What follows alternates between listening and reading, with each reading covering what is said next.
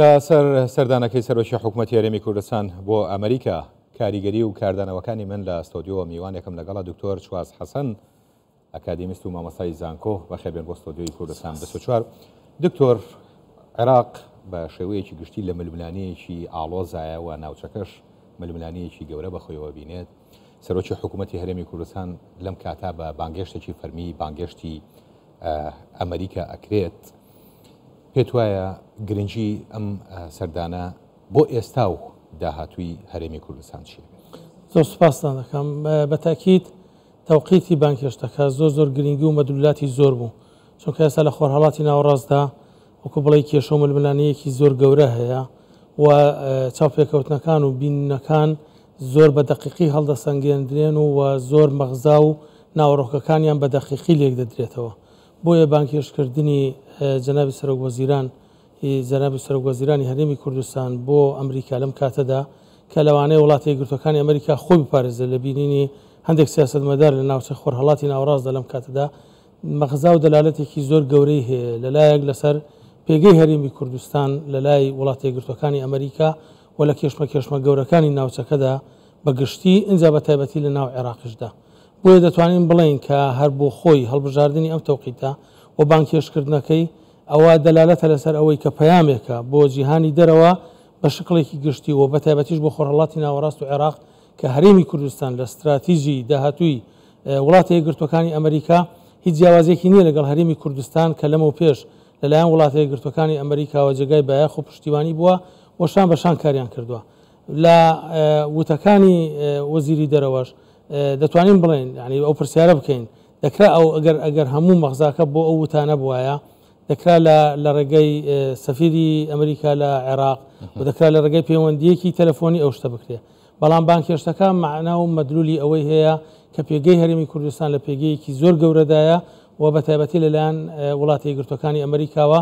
و نەک ئەمە هەر بۆ ڕابردوو، چونکە لە وتەکانی وەزیری دەرەوەی ئەمریکا زۆر تەرکیزی لە داهاتوو دەکرد و نەک تەنها بۆ پاراستنی هەرێمی کوردستان، بەڵکو هەرێمی کوردستانی هێنایە ئاستی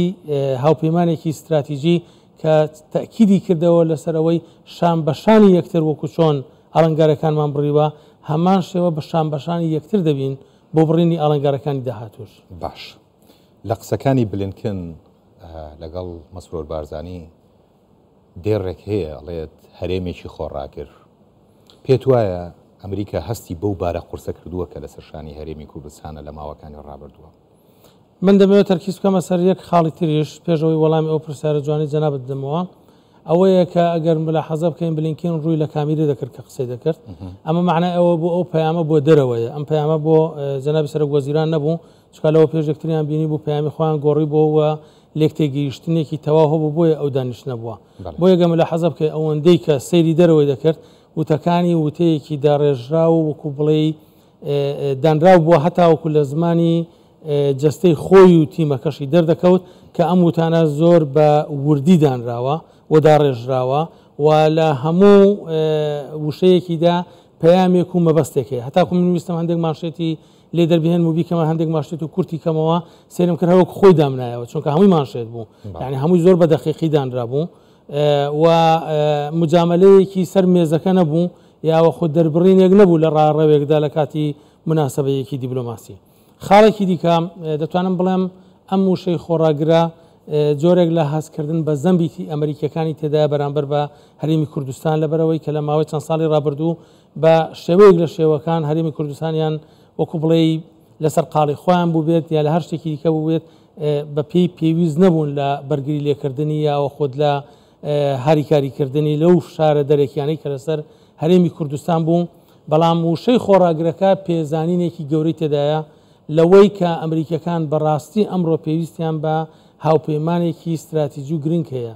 هەم لە خۆرهەڵاتی ناوەڕاست پێویستیان بە هاوپەیمانی گەورە و استراتیژی هەیە، هەم لە ناو عێراقیشدا بە تایبەتی ئەم داواکارانەی کە لەو ماوەی ڕابردوودا لەسەر ئاستی ناوخۆی عێراق زۆر بەرز بووە بەوەی کە دەبێت ئەمریکەکان لە عێراق بڕۆن و ئەوەی کە ڕوون و ئاشکرایە هەرێمی کوردستان مانەوەی ئەمریکەکانی مسۆگر کردو لە عێراق، ینی دەرکەوت کە هەرێمی کوردستان چونکە نەسونەکان ئەوەی هێزیان هەیە بە تەواوی بتوانن بەرپرس بدەنەوە و لە ناو شیعەکانیشدا دەنگێک هەبوو کە بڵێ نابێت ئەمریکەکان بڕۆن یاخود هێزی هاوپەیمانان بڕۆن. ئەوەی کە لە ڕووی جوگرافیەوە با بڵێن زامنیمانەوەی ئەمریکەکانی کردبوو بە تەواوی و لە ڕووی دەنگی سیاسیشەوە تەکیدی کردەوە زۆر جەریانە هاتە پێشەوە بە تەکید هەرێمی کوردستان بوو. بۆیە ئەم وشەی خۆراگرام هەم وەصفێکی دقیقی ئەو بارودۆخەیە کە هەرێمی کوردستانی تێدایە و ئەو فشارانەی کە لەسەر هەرێمی کوردستانە هەم لە ناوەڕۆکیشدا دەلالەتە لەسەر ئەوەی کە ئەمریکەکان پێدەزانن کە چ فشارێک لەسەر هەرێمی کوردستانە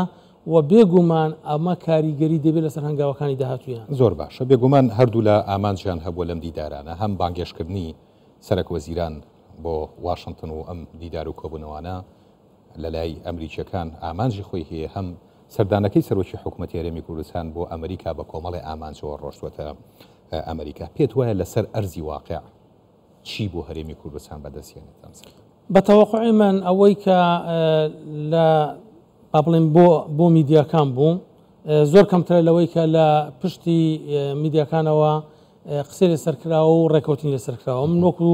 یعنی شیکردنەوە ئەوە باز دەکەم نەگەوەکو معلومەیەکی یعنی ئەمویست بپرسم دکتۆر ئێمە فشارێکی زۆرمان لەسەر لەلایەکەوە نەوتڕاگیراوە لەلایەکەوە دادگای فیدراڵی کۆمەڕێ بڕیار دەرەکات کە لە بەرژەوەندی هەرێمی کوردستانە نین و بگرە وەک دوێنێ سەرۆک بارزانیش ئاماژەی پێکرد کە بە ئاشکرا دژایەتی